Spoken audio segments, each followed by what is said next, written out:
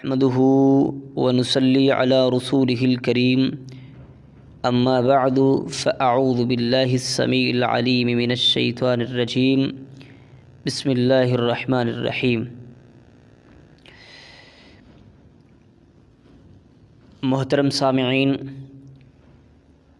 D D Islamic channel پر آپ سب کا welcome ہے۔ آپ اس چینل پر دین و دنیا کی باتوں کو سماعت کر سکتے ہیں۔ جس طرح کہ آپ کو پتہ ہے کہ ہم ماہ ذو الحجہ، عشرہ ذو الحجہ کے احکام اور اس میں کیے جانے والے اعمال، اس کے فضائل کو بیان کر رہے ہیں۔ تو عشرہ ذو الحجہ میں کیے جانے والے اعمال کون کون سے ہیں اور اس میں محنت کیسے کیسے کی جائے اور کون کون سے کام کریں جن کے کرنے سے ہم اللہ کے محبوب بندے بن جائیں، اللہ کے ہاں ان ایام کے فضائل کو حاصل کر سکیں۔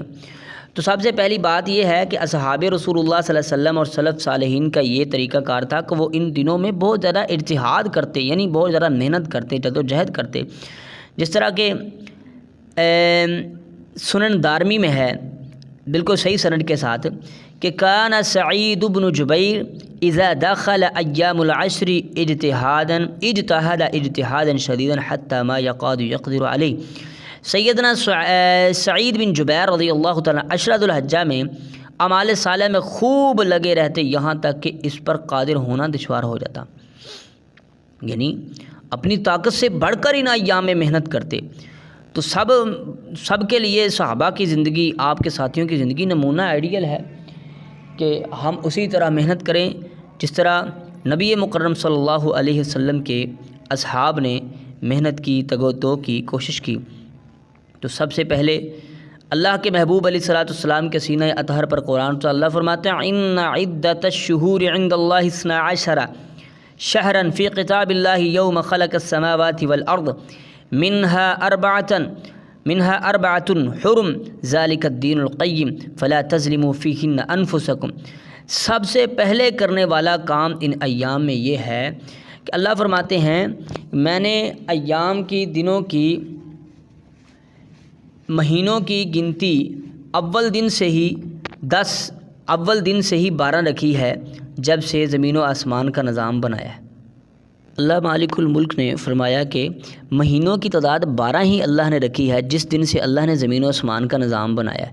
تو ان میں سے 4 جو حرمت والے مہینے ہیں، فلا تظلموا فیہن انفسکم، آپ نے ان دنوں میں، سورۃ توبہ کی آیت نمبر 36 ہے، آپ نے ان دنوں میں اپنے نفسوں پر، اپنی جانوں پر ظلم نہیں کرنا۔ سب سے پہلے کرنے والا کام یہ ہے کہ جس طرح دیگر ایام حرمت والے ہیں، ان حرمت والے 4 مہینوں میں سے ذو الحجہ کا مہینہ بھی حرمت والا ہے۔ سب سے پہلا کرنے والا کام ہے کہ آپ نے اپنی جان پر ظلم نہیں کرنا، زیادتی کر کے، گناہ کر کے، لوگ کے ساتھ ظلم زیادتی کر کے اپنی جان پر ظلم نہیں کرنا، لڑائی نہیں کرنی، جھگڑا نہیں کرنا، یہ ساری باتیں سب سے پہلے۔ اس کے بعد تربیت، اللہ نے یہ تربیت کی، اور اس کے بعد کرنے والا جو کام ہے نمبر 2 پہ اللہ کے محبوب پیغمبر جناب محمد رسول اللہ صلی اللہ علیہ وسلم نے فرمایا۔ سیدنا عبداللہ بن عمر رضی اللہ تعالیٰ عنہ سے روایت ہے، رضی اللہ تعالیٰ عنہما سے روایت ہے، رسول مکرم صلی اللہ علیہ وسلم نے فرمایا ما من ایام اعظم عند اللہ ولا احب الیہ من العمل فیہن من هذه الایام العشر فاکثروا فیہن من التہلیل والتکبیر والتمحید۔ اللہ تبارک و تعالیٰ کے ہاں ان 10 دنوں سے زیادہ عظمت والے کوئی دن نہیں ہیں، اور ان 10 دنوں میں کیے جانے والے اعمال میں سے زیادہ کوئی عمل محبوب نہیں ہے۔ اللہ اکبر، لہذا کثرت سے تہلیل یعنی لا الہ الا اللہ، تکبیر یعنی اللہ اکبر لا الہ الا اللہ اللہ اکبر وللہ الحمد یعنی تکبیرات پڑھی جائیں، تمحید اور تمحید یعنی الحمدللہ پڑھا جائے، اللہ کی تعریفات کی جائیں، اللہ کی تمحیدات کی جائیں، اللہ کی تحلیلات کی جائیں ان ایام میں سب سے زیادہ، کیونکہ ما من ایام اعظم عند اللہ، ان دنوں میں کیے جانے والے اعمال میں سب سے زیادہ محبوب عمل جو ہے اللہ کو، وہی ان دنوں میں تکبیرات کہی جائیں، تحلیلات پڑھی جائیں، اور تمہیدات، اللہ کی تمجیدات بیان کی جائے، تمہید بیان کی جائے، الحمدللہ پڑھا جائے۔ تو دوسرا کرنے والا کام یہ ہے کہ آپ نے ان ایام میں کثرت سے لا الہ الا اللہ، تکبیرات اور اللہ کی حمد و ثنا کو بیان کرنا ہے۔